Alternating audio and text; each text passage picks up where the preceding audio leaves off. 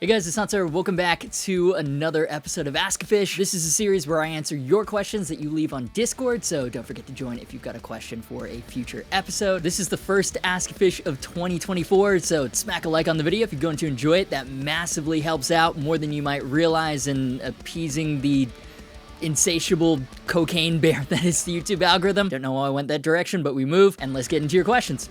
iFunnyCat asks, thoughts? Jesus Christ. Well, Schecter's done a thing, and I guess we should talk about it. And actually, while this alleged guitar is the current meme punching bag of the internet, Schecter's been doing a lot more actual cool shit that people are sadly paying less attention to. So we're gonna talk about that as well. But first, okay, so what the f is this, man? Schecter, please. A ton of people, myself included, thought that this was a Chibs in USA post.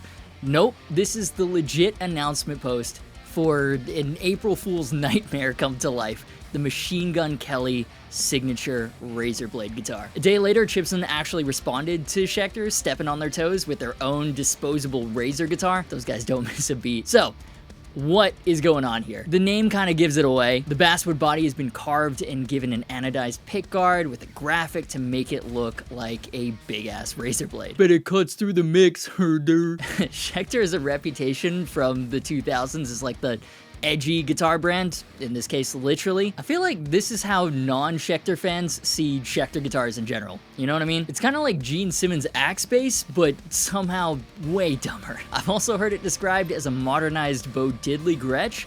Personally, I don't know if that's necessarily better, but we move again. Then it's got a lot of shared specs with Machine Gun Karen's previous PT signatures: 3-piece maple neck with carbon fiber reinforcement, satin black back, locking tuners, ebony fingerboard, and a single Schecter USA Pasadena Plus. Schecter has a strong legacy in aftermarket parts. Their USA line of pickups is actually really solid, and the Pasadena Plus has a nice overwound vintage thing going on. Single volume, kill switch, and hip shot style hardtail, which I would consider an upgrade over the PT's bridge. So spec wise, it's fine, but for $14.99? Bruh. Speaking of which, though, over 14.99 million% of viewers have not subscribed. The number is definitely not made up. We're trying to hit 250,000 subscribers this year. Ambitious, but I believe in us, we can do it. And NAMM's coming up. There's gonna be a lot to talk about that you don't want to miss. But back to the razor blade, here's kind of the thing with signature guitars. They're made for two reasons. One, they have legitimate, desirable modifications that actually sells units, whether that's in terms of ergonomics or specifications or features, or even just aesthetics. Like, how many of us saw Tom DeLonge's Seafoam Green Strat with the pearloid pickguard, or James Hetfield's Olympic White Explorer with black plastic pickups, or Eddie Van Halen's Frankenstrat with everything that's going on there, and we're like, yes, I want one exactly like that. And reason two, it's good marketing for the brand. That's how I learned about ESP. James Hetfield and Kirk Hammett of Metallica play ESP. What's ESP? I need to try an ESP now. And PRS. Mark Tremonti plays a PRS. What's a PRS? I need to play a PRS now. Those are just two personal examples. Everyone has their own. And maybe you don't end up buying their signature models necessarily, but the brand gets your attention, draws your eyes to the rest of the lineup. Most signature models lie somewhere on that spectrum in terms of why they're made. The razor blade is definitely much further to the good marketing side. I mean, look, by all means, if you like it, cool, whatever. Your questionable taste isn't hurting anyone. We all like different things. But the real value for Schecter is they've been dropping some consistently cool stuff. In fact, they just dropped two great spec metal guitars for two very talented artists that we're gonna cover in a second. But what is everyone talking about? This dumb MGK razor blade guitar. And remember, he's a huge artist with a lot of young fans. So inside the guitar circles, everyone's lampooning the hell out of it. Outside of guitar circles, the next generation of guitar players are finding out about Schecter. As for the guitar itself, at first I was like, man, I hate this. I hate everything about this. Actually, the color scheme would have looked really cool on a single pickup PT instead. But the more I look at it, I still don't like it at all, but I am now very curious about seeing if I can try one. It's so fucking out there. The one thing I think we can all agree on is at least it's not yet another Les Paul or Strat clone. Trust and believe we're gonna see a lot of those at NAMM 2024. This is getting dangerous though. Let's move on before I actually decide to drop money on one just for the memes. Yeah, never mind. Instead of wasting my money on this, I'm just going to enjoy a delicious meal delivered straight to my home. Let's take a quick second to thank Factor for sponsoring today's video. Factor delivers delicious and nutritious meals straight to your door. It's awesome. As a full-time content creator, business owner, and father of a toddler with way too much chaotic energy,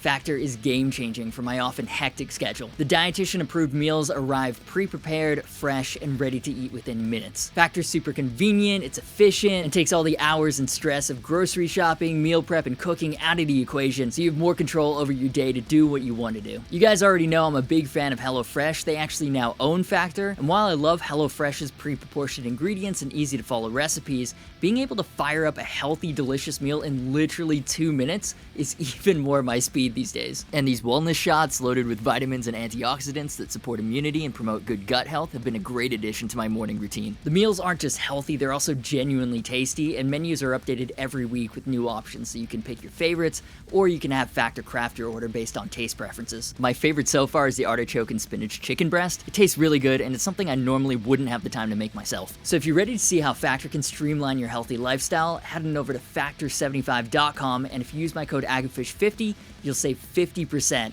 off your first Factor box. The link will also be in the description, and of course clicking it helps support the channel by letting them know that I sent you. Just don't forget to use AGAFISH50 for 50% off. And while you're checking Factor out, let's get back into guitars. On to actual cool stuff Schecter's doing. One of my favorite 7 strings of all time is back. An updated version of Keith Merrow's KM7 Mark III Artist has been reintroduced into the lineup.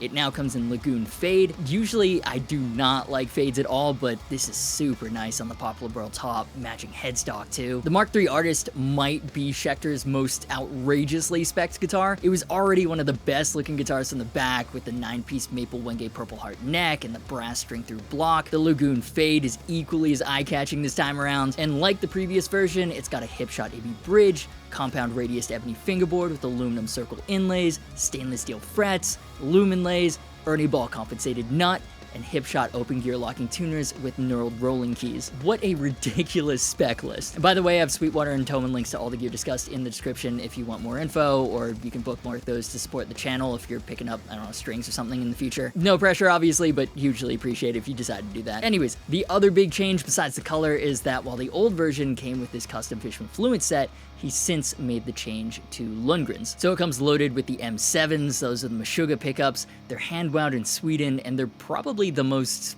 percussive pickups I've ever tried. Combine them with the synchronized kick in a mix, it's just a massive haymaker to the eardrums. Lundgren's are starting to get more popular with modern metal artists, and Schecter has, for a couple of years, been putting them into more and more production guitars. That kind of love from a giant in the industry like Schecter is a big deal. Love to see it. When the Fluence-equipped Mark III Artists were discontinued and Schecter dropped the Mark III Legacies, a lot of fans were disappointed. We've talked a bit about the Legacies on the channel before, but they're inspired by some of the original Keith Merrow models. Comes in transparent white, transparent black burst, still comes with a Hipshot bridge, the compound radius fingerboard with stainless steel frets, and even the Lundgren pickups. It's neck through as well, so it's not a bad guitar, but was this really supposed to replace the Artist? It was a clear spec downgrade. We should have had faith, Schecter. I'm so sorry. So far, they've only announced the new Mark III Artist in 7-string, but the KM models always end up being 6 and 7, left and right-handed. Schecter's basically unparalleled among the big brands when it comes to lefty options, and I wouldn't be surprised to see a staggered rollout in that direction for these two. In a very similar vein of guitars, John Browne's Tau series signatures now come in the Azure that he's been teasing on the road with Monuments. Exact same specs as the previous purple flametop version, swamp ash body, bolt-on 5-piece Wenge Purdue neck, ebony fingerboard, stainless steel frets, lumen lays,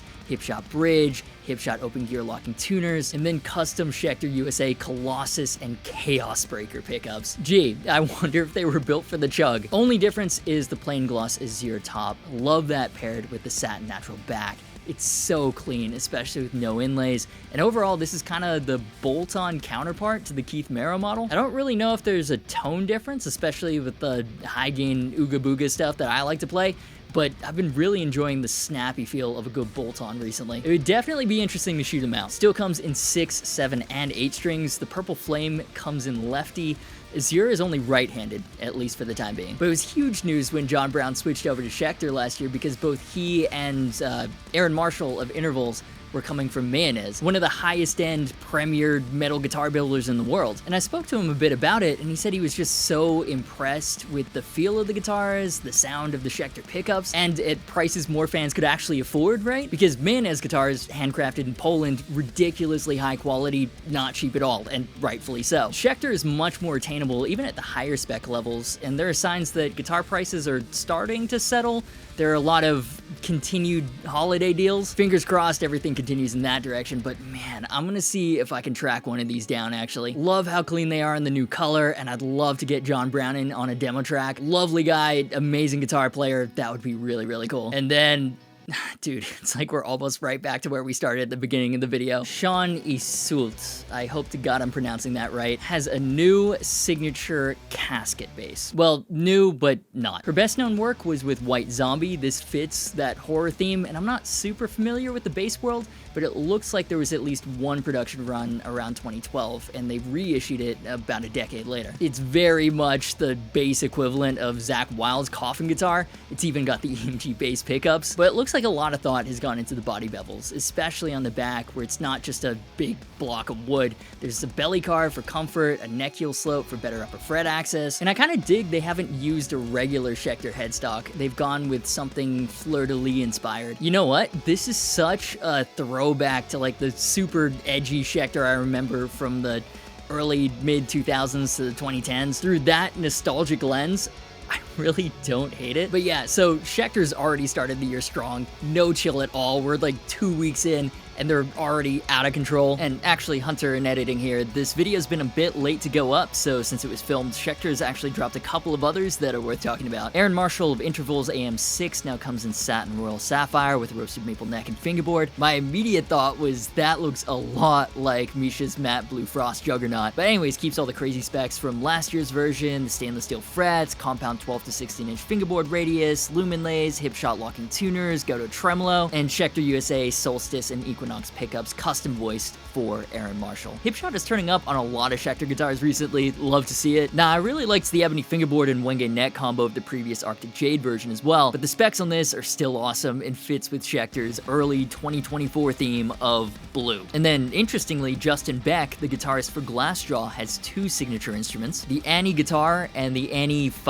Ani V bass. I'm not too familiar with his work, but Wikipedia says he's the music writer for the band, so he needs both, I guess. The Ani guitar has a swamp ash body, then a maple neck with carbon fiber reinforcement and a vintage C profile, maple fingerboard with big block inlays, except for the 1993 on the 12th fret, referring to Glassjaw's formation that year. Those black block inlays on maple, that's cool. You generally only see that on basses. 24 extra jumbo frets, lumen lays, and Schecter USA Apocalypse pickups. Also, I appreciate the volume knob being moved down and the pickup selector in the Les Paul position. The Ani 5 bass, that's what I'm going with, is pretty much the exact same theme, but translated to bass. I'm not really a fan of natural swamp ash body instruments, especially when they've got natural necks and maple fingerboards. It looks like a kit guitar, but this is an example of what Schecter subtly does very well. Instruments that are mainly vintage inspired, but then upgraded with a little bit of modern playability and modern features sprinkled in. Schecter are literally dropping a new guitar every week, which is kind of crazy.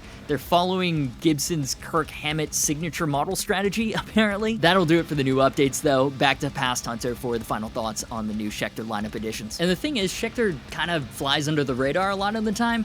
They don't have the huge lineup drops with one massive marketing push like Ibanez or ESP tends to do. Schecter goes the route of drip feeding their models over the course of the year and keeps the lineup fresh that way. But I do feel like a lot of the time they do stuff that doesn't get the attention it deserves. For example, the Reaper Elites were a sick 2023 release, all hipshot hardware, stainless steel frets, and the only production guitar I can think of that has full Wenge neck-through construction. Like, what? Who does that? I don't know. I guess because they look like Schecter-ass looking Schecters from the front, and because of that, very few people decided to investigate further. But yeah, I feel like Schecter doesn't really get enough credit for mixing it up with all these little out-of-the-ordinary experiments that no one else is doing on modern production guitars. So it's weird. They're both huge and slept on. So, kid, why not make a ridiculous razor blade guitar? But I'm really excited to see what else Schecter has in store for us this year. The MIJ line made at Fujigen is already off to a great start with the California Classic and the PT Classic.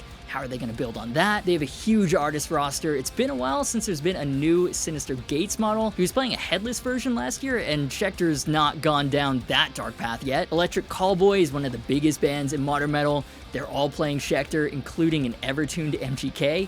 I love that particular brand of stupid. And as I said, Schecter manages to come up with ideas and subtly do things just a little bit differently to everyone else. So they're always a fun one to pay attention to. Anyways, that's about it for me. Here's where I'll throw it to you. Which of the new models are you hyped for? What do you hope to see from Schecter this year? Why do you think so much of what Schecter does flies under the radar unless they do something ridiculously cutting edge? Get it? Any and all thoughts, let me know what you're thinking down below. Massive shout out to my amazing patrons. Their names are up on the screen right now. Consider joining the Patreon community if you'd like to directly support what I do, as well as get bonus extras. You can also join as a channel member or pick up some merch. All that really helps out. Social media, Discord, and affiliate links to everything we talked about are in the description. As always, thank you so much for watching. You've been awesome, and I will see you for the next video.